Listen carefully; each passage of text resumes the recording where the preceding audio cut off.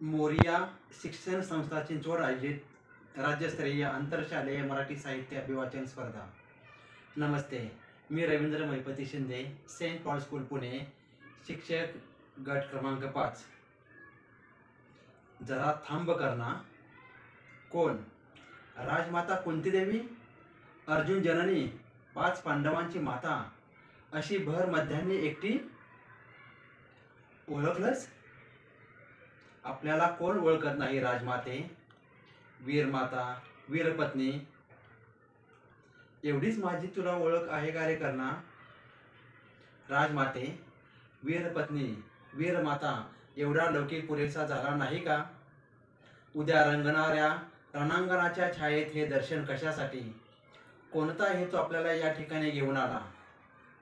कर्णा, कर्णा, अरे तुझ्या लौकिकाने मला इथवर आणलं, समजलो नाही? अरे दातृत्वामध्ये तुझा मोठा लौकिक हा खरा की खोटा हे आजमावण्यासाठी मी या ठिकाणी आले, समजलो नाही वीर माते? त्यात न समजण्यासारखं काय आहे कर्णा? मी कोण हे तुला माहीत आहे? राजमाते, 5 पांडवांची माता, वीरपत्नी, वीरमाता आणि अर्जुन जननी एवढीच ओळख आहे काय म्हणतोस? पण आज मी तुझ्या पुढे एक कुठलीही राजमाता म्हणून उभी नसून एक सामान्य याचक म्हणून उभी आहे। सामान्य याचक? आणि आपण या कर्णाच्या निष्कलंक दातृत्वाची तुम्ही तरी क्रूर थट्टा करू नका। जीवनातील अपूर्णता भरून काढण्यासाठी याचना करावी लागते, परंतु जे जीवन मुळातच समृद्ध आहे त्यानं याचना एका सूतपुत्राकडे का बरं करावी? कर्णा, थट्टा? थट्टा तुम्ही करता आहात। धनुर्धर अर्जुन, महाशक्तिशाली भीम, धर्मवीर युधिष्ठिरासारखी आपली पुत्र संपदा आणि श्रीकृष्णासारखा दैवी महापुरुष आपल्या पाठीशी असताना आपल्यासारख्या राजमातेने सामान्य सूतपुत्राकडे काय याचना करायची? कर्णा, मी सांगितलं ना, मी एक याचक म्हणून उभी आहे। हवंय काय आपल्याला? माझं पौरुष्य आणि माझा धर्म व गुण हवं ते मागा, आनंदाने तुमच्या चरणी अर्पण करीन। खरं पांडवाच्या भावी विजयासाठी साक्षात देवेंद्रही कवचकुंडले मागायला आला, ती सुद्धा त्याला मिळाली।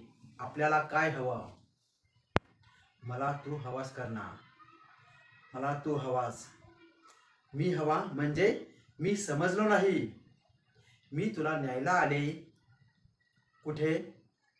आई मुलाला हृदयाखेरीज दुसरीकडे कुठे जागा देणार? हे तुम्ही बोलता? तुम्ही? आठवा तो दिवस, आठवा नुकत्याच जन्मलेल्या अश्राप जीवाला अश्वनदेच्या लाटांवर सोडून दिला तो दिवस, आठवा ज्याला एवढ्याशा मुठी उघडण्याचं बळ लाभलेलं नाही त्याला लाटांचा आधार दिलात। पाण्याच्या 4 थेंबांनी हे जीवन समाप्त झालं असतं, याची जाणीव त्यावेळी झाली नाही का? मातृप्रेमाने ओथंबलेलं हे मन आणि ते वात्सल्य त्यावेळी कुठे गेलं होतं? तसं झालं असतं तर सुदैवाने कितीतरी बरं झालं असतं। या कर्णाच्या जीवनाचं पोरकेपण आणि लाटांवर तरंगणारं त्यावेळेस नष्ट झालं असतं। कोणत्या अपराधास्तव मी ही शिक्षा भोगतोय माते? कोणत्या अपराधास्तव? अपराध तुझा नाही कर्णा, अपराध असलास तर तो माझा आहे।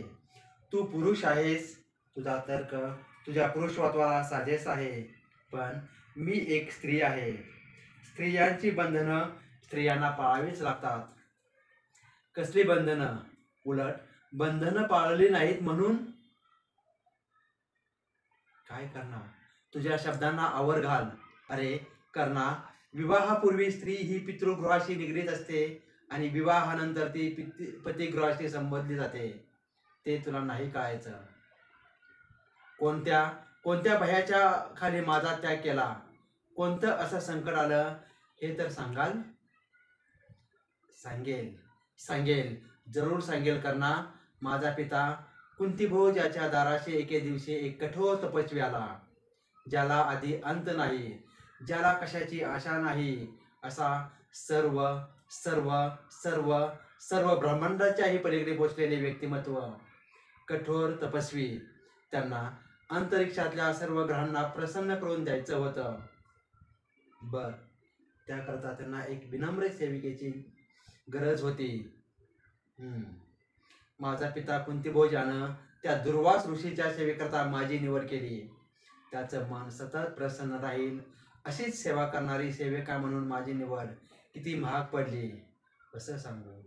त्या कठोर तपस्व्याचं मन रिजवता रिजवता किती कष्ट पडले म्हणून सांगू. पण त्यांनी अंतरिक्षातल्या ग्रहांना आव्हान केलं आणि ग्रह त्याच्यावरती संतुष्ट झाले. त्यांच्याकडे अनेक मंत्रसिद्धी आली. त्यांनी सगळ्या मंत्रसिद्धी मला दिल्या आणि मग तसेच निघून गेले. कर्णा, जिज्ञासा जिज्ञासा माणसाला कुठे स्वस्थ बसून देते. एके दिवशी न कळत त्या मंत्राचा उच्चार माझ्या मुखातून झाला आणि एकाएकी दिव्य तेजाचा प्रकाश माझ्या समोर येऊन उभा राहिला. त्या प्रकाशानं मला जुमानलं नाही. मी नको म्हणत असताना त्याच्या तेजामध्ये मी बद्ध झाले आणि उदरामध्ये तू वाढू लागला. सांग सांग, लवकर सांग, थांबू नकोस माते.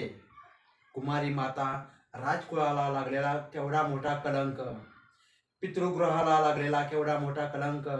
सांग कर्णा सांग, चूक कोणाची? सांग कर्णा सांग. माते माते, मला क्षमा कर. माते माते, मी चुकलो.